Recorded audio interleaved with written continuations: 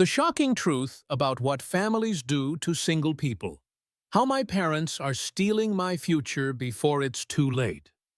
I always thought family meant unconditional support, that blood was thicker than water, that my parents would have my back no matter what. But on that crisp autumn Sunday afternoon, as golden leaves crunched beneath my feet on the walkway to my childhood home, I had no idea my entire world was about to crumble. The weekly family dinners at my parents' house had been a tradition for as long as I could remember. My brother Marcus, his wife Elena, and their twin daughters would be there, of course. The perfect nuclear family that my parents never failed to praise. Me? I was just Alex. 34, single, focused on my career as an architectural engineer, and apparently a massive disappointment. "Alex, come in, come in. The pot roast is almost ready," Mom called from the kitchen as I let myself in. The familiar scent of rosemary and thyme filled the air, mingling with the apple cinnamon candles that Mom insisted on burning year-round. Dad was in his usual armchair, newspaper folded neatly on his lap as he watched some football game. He gave me a nod, but didn't get up. Marcus and his family hadn't arrived yet. "Need any help?" I offered, poking my head into the kitchen. Mom wiped her hands on her apron and gave me a tight smile. "No, dear. Everything's under control. Why don't you sit with your father until everyone gets here?" I grabbed a beer from the fridge and settled on the couch. Dad and I made small talk about the game, the weather, the neighbor's new fence, anything but my personal life, which had become the elephant in the room ever since my engagement to Tara fell apart 2 years ago. The doorbell rang, and suddenly the house erupted with noise. The twins, Lily and Rose, burst in, their high-pitched voices competing for attention as they brandished artwork and school awards. Marcus followed, Elena's hand firmly in his, both of them dressed like they'd stepped out of a J. Crew catalog. "Uncle Alex!" the girls squealed in unison, launching themselves at me. I caught them both, grateful for their uncomplicated affection. "Hey, big brother," Marcus said, clapping me on the shoulder. At 32, he was 2 years my junior, but somehow always managed to make me feel like the younger sibling. Less accomplished, less settled, less everything. Dinner proceeded as it always did. The twins dominated the conversation with tales of soccer practice and piano recitals. Marcus talked about his recent promotion at the investment firm. Elena shared anecdotes from her volunteer work at the girls' school. My parents beamed with pride, nodding along, occasionally shooting me glances that I pretended not to notice. When I mentioned my recent project, designing a sustainable community center that had just been approved for development, Mom smiled politely, Dad grunted, and Marcus quickly redirected the conversation to his firm's latest acquisition. It wasn't until dessert, Mom's famous apple pie with vanilla ice cream, that Dad cleared his throat in that way that always preceded an announcement. "We have something important to discuss," he said, his voice carrying the weight of authority that had intimidated me since childhood. Mom nervously twisted her napkin. "Perhaps we should wait until after dinner, Richard." "No point in delaying," Dad replied firmly. "Everyone's here." The twins were excused to watch TV in the living room, leaving the adults at the table. I felt a knot forming in my stomach, a premonition that whatever was coming wouldn't be good. "Your mother and I have been thinking about the future," Dad began, addressing both Marcus and me, but looking only at my brother. "We're not getting any younger, and it's time to make some decisions about our estate." I nodded, taking a sip of water to ease my suddenly dry throat. Estate planning was reasonable at their age, though I hadn't expected it to come up so abruptly. We've decided to transfer the deed of the lake house to Marcus and Elena, Dad continued. The lake house. My grandfather had built it with his own hands in the 1960s. It was where we spent every summer growing up, where I had my first kiss, where I'd dreamed of someday taking my own children. The property had to be worth close to $1 million now, with lakefront values skyrocketing in recent years. That's wow, I managed, trying to keep the hurt from my voice. That's generous, Dad nodded, as if my approval was all he needed. And we've updated our will.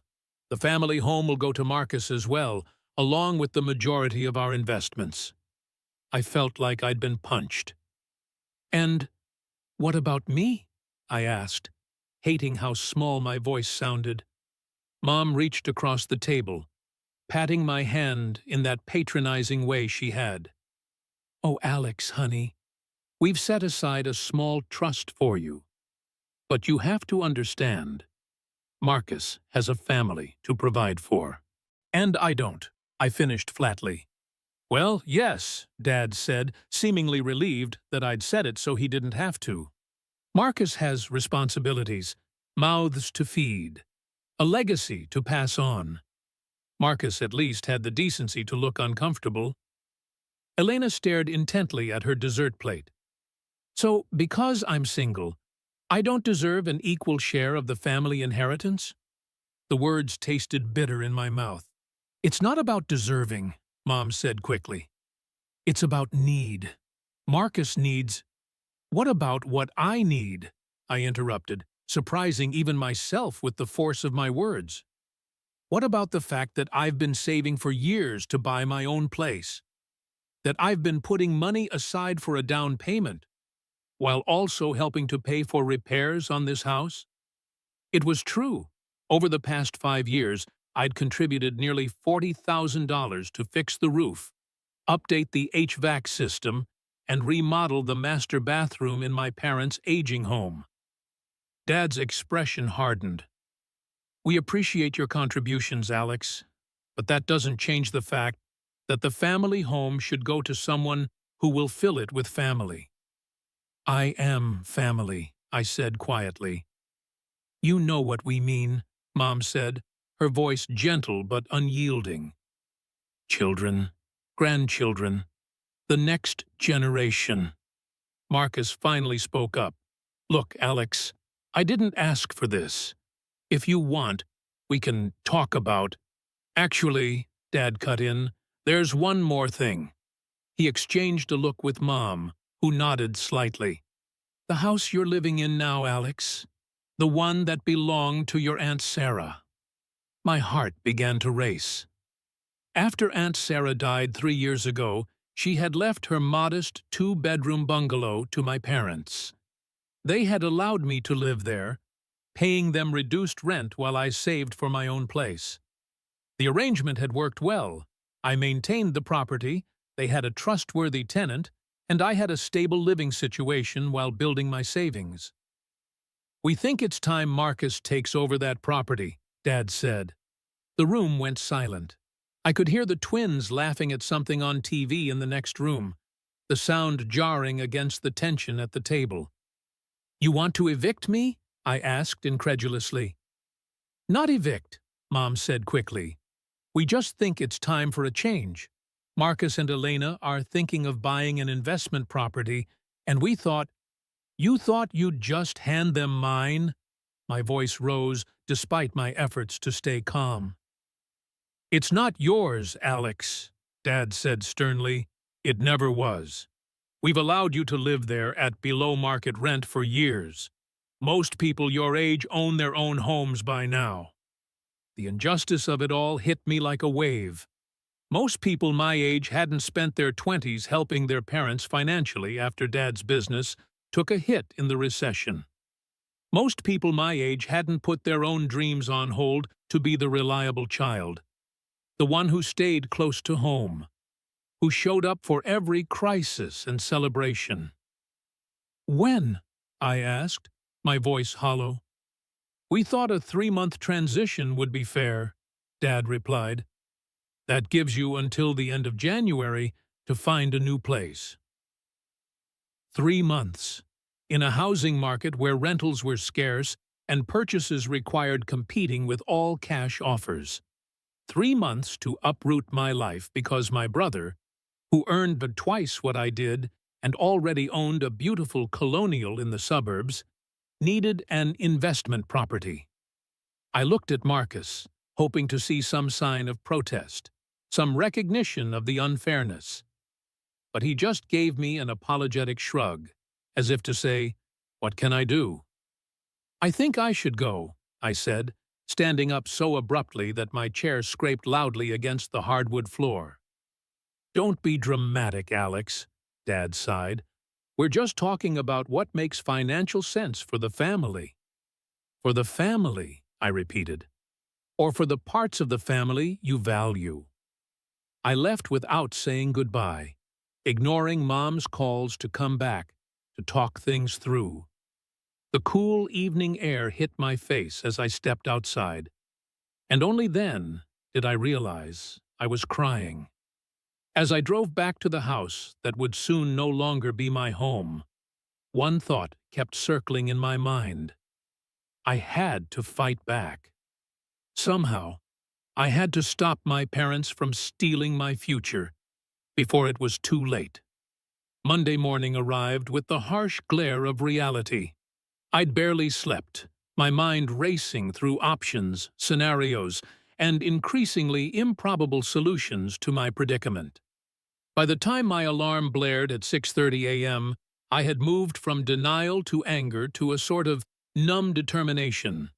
I went through the motions of my morning routine, brewing coffee strong enough to strip paint, and staring at the familiar walls of Aunt Sarah's, no, my parents' house with new eyes. Every corner held memories. The reading nook where I'd devoured architectural journals, the kitchen where I'd attempted, and often failed, to recreate Aunt Sarah's famous recipes, the small office I'd converted from a spare bedroom where I'd stayed up late working on freelance projects to supplement my savings.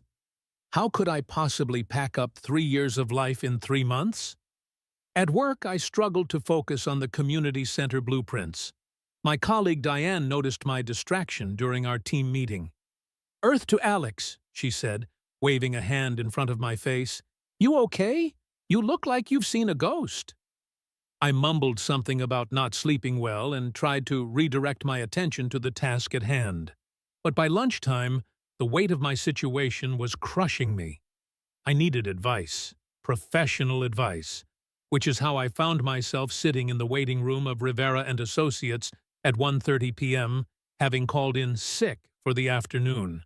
The small law firm specialized in real estate and family law, and I'd been referred by a colleague who'd used their services during his divorce. "Mr. Harrington?" the receptionist called. "Ms. Rivera will see you now." Camila Rivera was not what I expected. Barely 5 feet tall, with a shock of curly gray hair and tortoiseshell glasses perched on her nose, she had the air of a favorite librarian rather than a cutthroat attorney. But when she spoke, her voice carried the confidence of someone who knew exactly what she was doing. "So, Mr. Harrington—" "Alex, please. Alex, tell me what brings you here today." I spilled the whole story. The family dinner, the inheritance bombshell, the house situation, every painful detail. Ms. Rivera listened without interrupting, occasionally jotting notes on a yellow legal pad. When I finished, she removed her glasses and pinched the bridge of her nose. "Okay, let's start with the house you're currently living in. Do you have a formal lease agreement with your parents?" I shook my head. "Just a verbal agreement. I pay them $850 a month. Market rate would be around $1,500. And you've been maintaining the property?" "Yes, all minor repairs, yard work, even some improvements. I installed a new dishwasher last year and updated the bathroom fixtures." She made another note. "Unfortunately, without a written lease, you're considered a month-to-month tenant in this state." Your parents, as the property owners, have the legal right to end your tenancy with proper notice, which is typically 30 days. The fact that they're giving you 3 months is actually generous from a legal standpoint. My heart sank. So there's nothing I can do? They can just kick me out and hand the house to my brother? From a purely legal perspective, yes. She held up a hand when she saw my expression fall further. But this isn't just a legal issue, is it? It's a family matter. And family matters often require negotiation strategies beyond what the law provides. What kind of strategies? Well, for starters, have you had a calm, one-on-one conversation with either of your parents about this decision? Not in the heat of the moment, but after emotions have settled? I hadn't. I'd been avoiding their calls since Sunday night. And what about your brother? Is he actively pursuing this arrangement, or is he simply accepting what your parents are offering? That gave me pause. Marcus had looked uncomfortable during the dinner announcement. Was he just going along with Mom and Dad's plan, or had he planted the seed himself? I don't know, I admitted. Ms. Rivera leaned forward. Here's my advice, Alex. Before we explore any legal angles, which, frankly, are limited in your situation, try the personal approach. Speak to your parents individually. Sometimes one parent is driving a decision like this, and the other is just going along. Find out where each of them stands. Then have a conversation with your brother, away from your parents' influence. And if that doesn't work? She sighed. Then we can discuss options like negotiating a formal lease agreement with a fixed term, which would give you more time, or exploring whether you have any claim to compensation for improvements made to the property. But those are adversarial approaches that could permanently damage your family relationships. I nodded, understanding the subtext. Going to war with my family might win me a battle, but lose me the war. What about the inheritance issue, I asked. Can they really leave everything to my brother just because he has children and I don't? Unfortunately, yes. Parents have significant latitude in how they distribute their assets. It's not fair, but it's legal. She hesitated before continuing. May I speak frankly, Alex? Please. Your situation is unfortunately common. There's a pervasive bias against single adults in our society, especially when it comes to family dynamics. Parents often value the traditional path, marriage, children, the white picket fence, and unconsciously or consciously devalue other life choices. It's not right, but it's reality. Her words hit home with painful accuracy. How many times had I endured my mother's "when are you going to settle down" questions? How often had Dad made comments about real responsibility when referring to Marcus's life choices? So what do? I asked, feeling more lost than when I'd walked in. First, have those conversations I mentioned. Approach them from a place of genuine curiosity rather than accusation. Ask questions like, can you help me understand this decision? Rather than, how could you do this to me? She slid a business card across the desk. Then, come back and see me in a week. We'll reassess based on what you learn. As I left the law office, the autumn sun was already beginning its early descent, casting long shadows across the street. My phone showed 3 missed calls from Mom and a text from Marcus. Can we talk? Just us. Maybe Ms. Rivera was right. Maybe conversation was the first step. But as I climbed into my car, I couldn't shake the feeling that words alone wouldn't be enough to stop what had already been set in motion. I decided to start with Marcus. Of all the players in this family drama, he seemed the least committed to the plan. We agreed to meet at Brewster's, a dive bar we'd both frequented in college that was now trying desperately to rebrand itself as a gastropub. The familiar smell of stale beer and newly added truffle fries greeted me as I pushed open the door. Marcus was already seated in a corner booth, 2 pints of IPA in front of him. He stood when he saw me, an awkward half-hug serving as our greeting. "Thanks for coming," he said, sliding one of the beers toward me. I took a long sip, buying myself time. Part of me wanted to lash out, to demand to know how he could participate in this scheme to uproot my life. But Ms. Rivera's advice echoed in my mind. Genuine curiosity, not accusation. "I want to understand something," I finally said. "Was this your idea? Did you ask Mom and Dad for Aunt Sarah's house?" Marcus looked genuinely surprised. "What? No, God, no. This was all them." He ran a hand through his hair, a nervous habit he'd had since we were kids. "I was as shocked as you were when they brought it up." "But you didn't object," I pointed out. He had the decency to look ashamed. "I know. I should have said something right then. It's just, you know how Dad gets when he's made up his mind about something.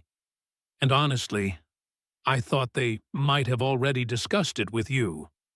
"Well, they didn't. Look, Alex, I don't need another property.